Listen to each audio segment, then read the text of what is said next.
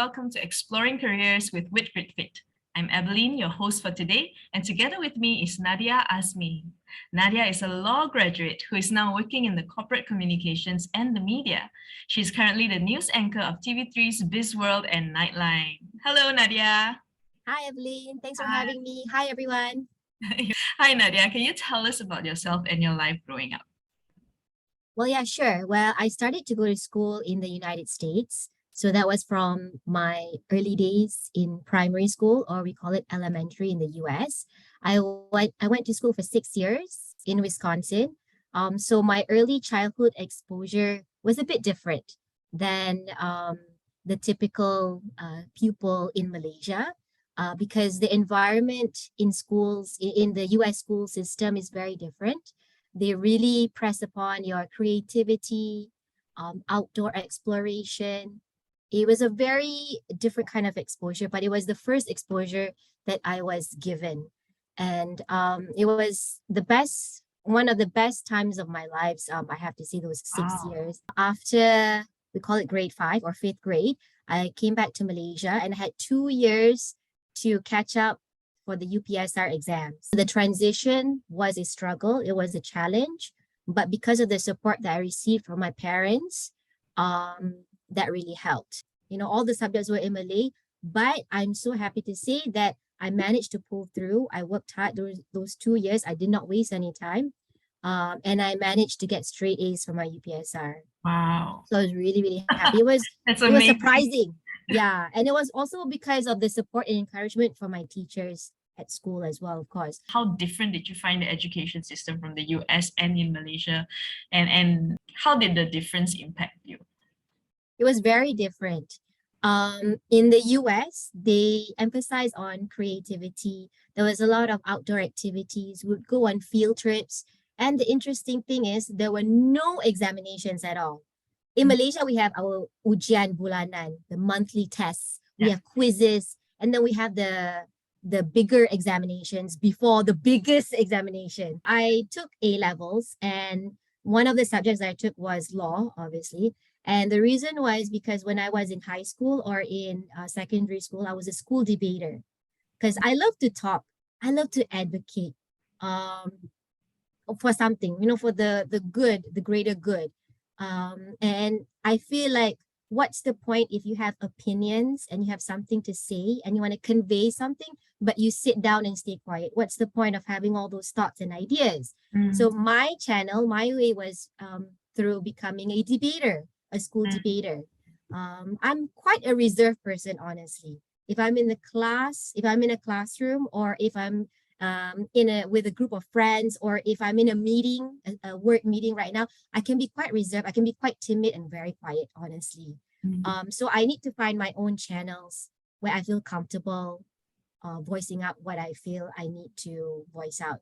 So right now, the reason why I became a school debater, the reason why I chose a law route, why I wanted at first to become a lawyer, was because I wanted to have that platform to be able to convey a message to the masses or to whomever, to an audience, to whichever audience that I have.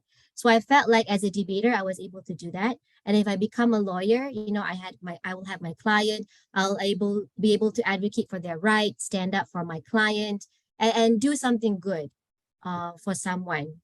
So because I think of that determination, that passion that I had, there was a switch that I had to turn on no matter what.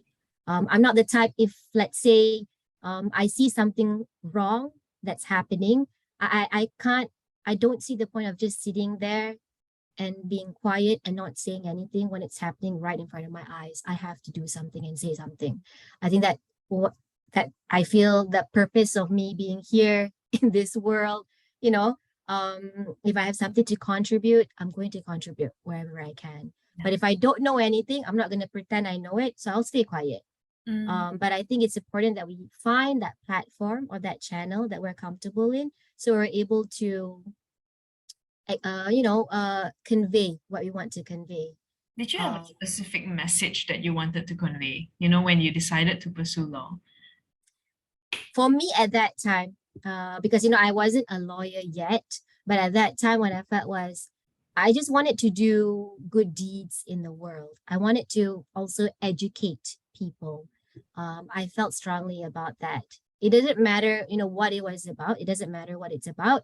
But I felt like if, let's say, there's an opportunity for me to help the public or help the masses understand a certain subject matter, I'm going to contribute and educate the people where I can. So you graduated from law school and you decided Mhm. not to pursue law. Tell us about that.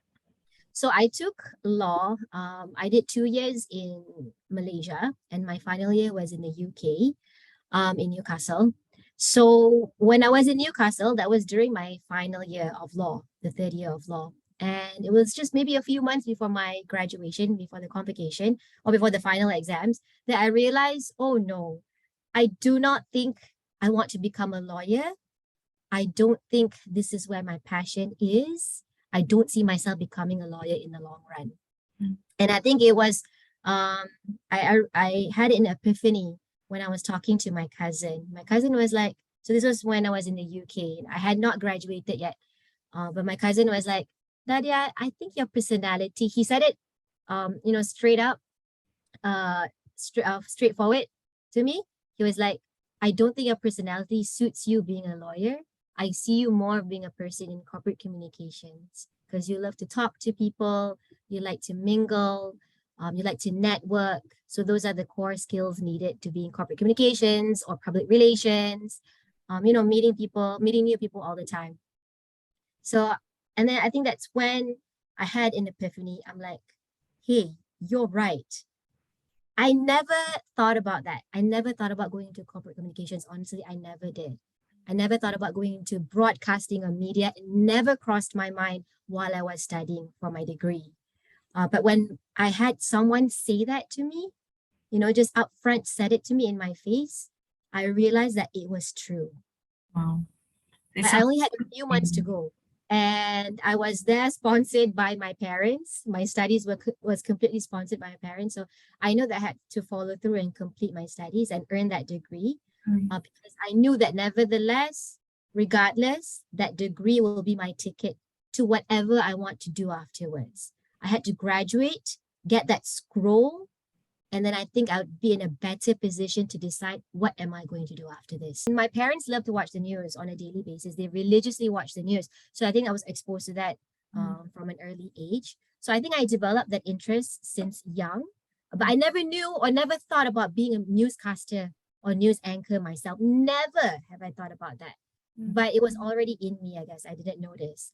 So that's why I decided, okay, hey, I'm going to intern at Astro Awani. Why not? Is this going to be an internship? Let's see how it feels to actually be out in the field. Yeah. So I did that while I was doing my CLP. So I think, at that time, things were running parallel, but I realized that I had so much more fun interning in broadcasting than rather than pursuing the CLP. So that's why I decided to abandon the CLP and focus in broadcasting, my career in broadcasting. So I finished my internship and everything, and I started my career in Astro as well. It started off in radio. So I was in TV first for my internship. But for my career, my first real job was as a news presenter for the radio, for Astro's radio channels. So that's when it all started, my career in broadcasting. And I never looked back. At times I did think about, whether I should give law another try, whether maybe I will be able to earn more being in the legal world, or maybe if I will be doing my parents even more proud being a lawyer. Did I waste my parents' money? That would always be in my mind. I would always be thinking about that and feeling guilty about it. But soon, I will come to discover that the skills that I acquired while taking up law, while reading law, can still be applied to what I'm doing today in corporate communication, media. I'm interviewing people. As a lawyer, you need to be able to write really well. So I think in communications, you definitely have to do a lot of writing, especially in public relations. So that has helped give me that edge, that extra edge. Yeah. Now, I know that you were a stay-at-home mom for a while after having your first child. Tell us about your experience. Yeah. So I was sort of at the peak of my career in corporate communications. I'm at when I had my first child. So, but I decided, okay, I want to get domesticated. I want to raise my family and focus fully on my children. So when I had my first daughter, I gave birth to her and I resigned from my job, my full-time job, not long after, so that I'd have that flexibility and all that time luxury to focus on my daughter at that time. But I made it a point that I still needed some sort of income. Yeah. Being a mother is definitely a passion of mine, but I also saw opportunities to generate my own income, my side income, while being a stay-at-home mom. So I took advantage of that time flexibility that I had. I was an event MC and still am a freelance event MC. So I would take on jobs whenever I can, when time permits, when I had someone to look after my children, and because I enjoyed it. It fulfilled one part of me, happy to be able to do what I love. So I was a freelance event MC, and I also read the news on a part-time basis at that time.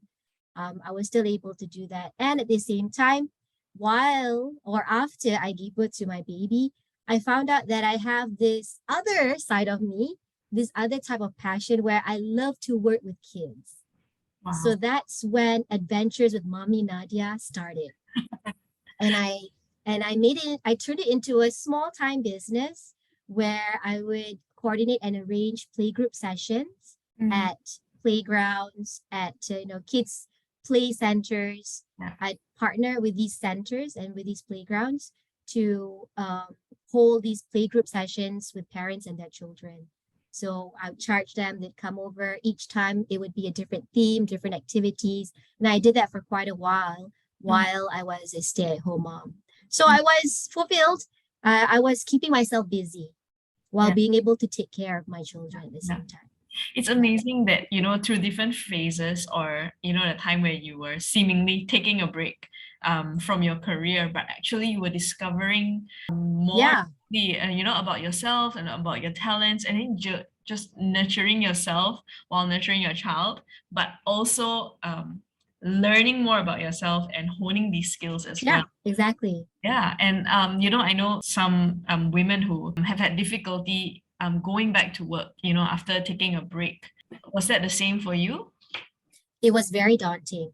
I'm not gonna lie, it was daunting, it was scary because at that time when I decided to go back into the workforce, I had not worked for almost 4 years. So I lost 4 years of my career. So it was scary, but because of the people around me who believed in me, and that's why I was able to get back on my feet and rebuild my career. It was not easy to find a job, honestly. I was rusty, 4 years of not being in the work field, I missed out a lot. And I was not really in touch with a lot of things anymore. But because of my ex-boss, whom I used to work with, she knew my work ethics, she knew my talents, my capabilities. So she took me in. So it was because of someone who believed in me. So I think that's why it's very important to surround yourself with good people who believe in you, who push you to be better, who have your best interests at heart. As an experienced parent of two, what career advice would you give to parents with young children? There's no wrong or right way of doing this. But for me, what I've learned is it's very important to always empower yourself. And if you have the talent or the ability or the capability to do something in life, use it, do it. Don't let it go to a waste. If you have a degree in a certain area and you want to pursue it, go ahead, do it. You have kids, so what? You can do it still. Determination is very important, it's critical. But again, I want to emphasize how important it is to have a very strong support system around you. Yeah, and I think you can see that throughout your career journey, that community is plays such an important piece in your career, right? From inspiring you to be who you are, supporting you throughout your your motherhood journey and also coming back into the corporate world. Finally, what is your advice or word of encouragement to those who are uncertain about their career paths? That's very normal. It's very normal and natural to feel uncertain about what you want to do in your career. It's not, don't panic. For me, from my experiences, I think it's very important that if you're unsure, life is all about trial and error. It's all about experimenting. So if you're unsure about something, do it first for yourself. Get a feel of it first. And, dabble in whatever you want to dabble in different fields that you think you're interested in, but set yourself a time frame, a limitation to it. Allow yourself to experience different things so that you yourself know for sure that you have made the right decision. Experience it for yourself, feel it for yourself, then decide and make sure it's your own decision. Yes, that's very sound advice. And I think that's how you discovered your interest in the media as well, just exploring options and interning at Astro. And then, even as you were taking care of your kids, you were also exploring your hobbies and discovering, and it's okay to discover on the way. Thank you, Nadia, for your sharing. I think we've learned today through Nadia's story that it's okay to feel uncertain when choosing a career path. Remain positive, curious, and passionate. Goodbye, everyone.